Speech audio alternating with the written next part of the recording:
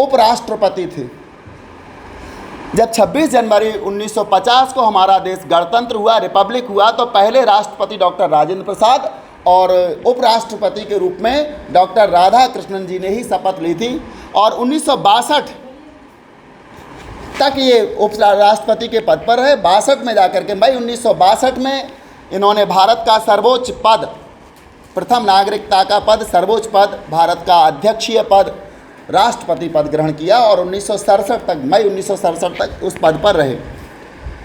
चूँकि ये शिक्षक थे, जब इनसे पूछा गया, इतना इनको सम्मान भारत सरकार ने दिया, भारत रत्न से सम्मानित किया, तो आपका जन्म दिवस हम किस रूप में मनाएं? तो उन्होंने कहा शिक्षक के रूप में मेरा जन्म दिवस मनाया जाए, राष्ट्रपति के रूप में नहीं। चूँकि वो दोनों पद पर रहे थे तो उन्होंने दोनों के बारे में अनुभव भी था कि शिक्षक का पद ज़्यादा गौरवशाली होता है या राष्ट्रपति का। तो डॉक्टर राधाकृष्णन को शिक्षक का पद ज़्यादा गौरवशाली प्रतीत हुआ और उन्होंने इसलिए स्वीकृति दी कि हमारे जन्म दिवस को एक आदर्श शिक्षक के रूप में मनाया जाए। आज के दिन हम समस्त शिक्षक एक बात की शपथ लेते कि हम अपने विद्यार्थियों को हमेशा नैतिकता की शिक्षा देंगे, सद्मार्ग पर चलने के लिए प्रेरित करेंगे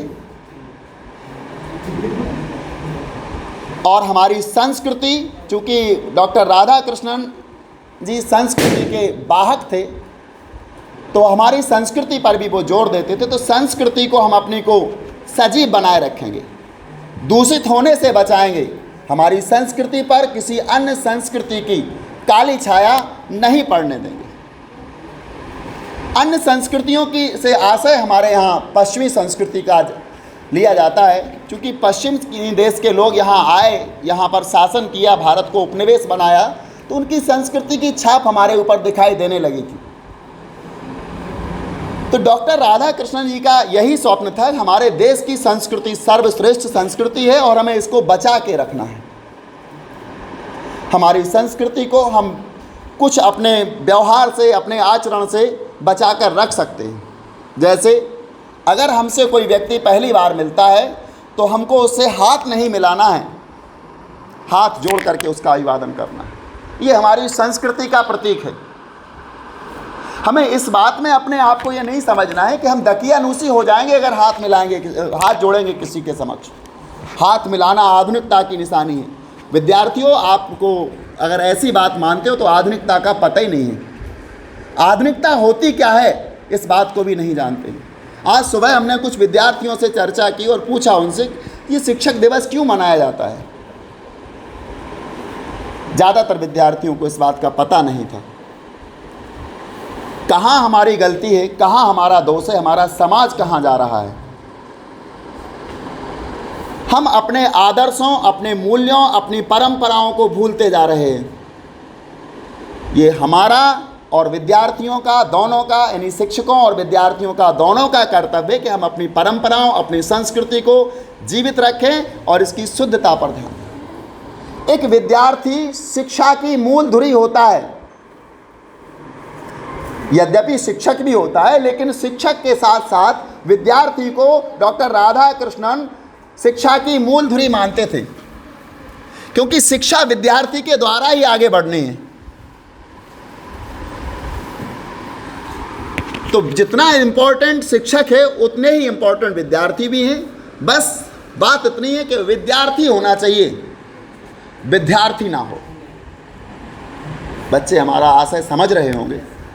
एक विद्यार्थी होते हैं, एक विद्यार्थी होते हैं। जो विद्या का अर्थ समझना जानते हैं, समझने का प्रयास करते हैं, वो विद्यार्थी हैं, और जो विद्या की अर्थी निकालना जानते हैं वो विद्यार्थी होते हैं। इसलिए आप लोगों का कर्तव्य है कि हमें विद्यार्थी बनना है, अनुशासित रहना है और हम अपने इच्छित जो लक्ष्य हैं उनको प्राप्त करना है।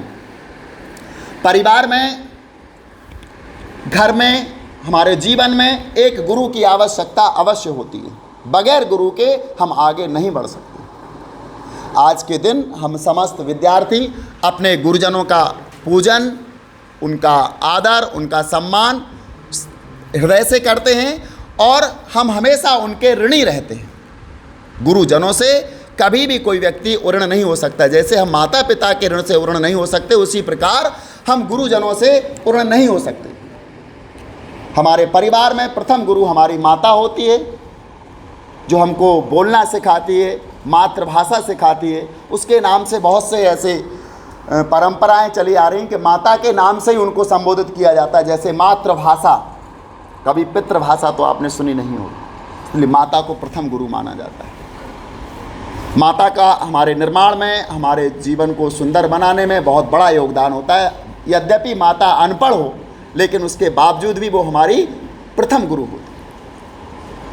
दूसरा गुरु आपका शिक्षक हैं, जो आपको सद्मार्ग पर चलने के लिए प्रेरित करते हैं। डॉक्टर राधा कृष्णन जैसे शिक्षकों से हम लोग आदर्श ग्रहण करते हैं और आप लोगों को एक अच्छे नागरिक के रूप में देखने का स्वप्न देखते हैं।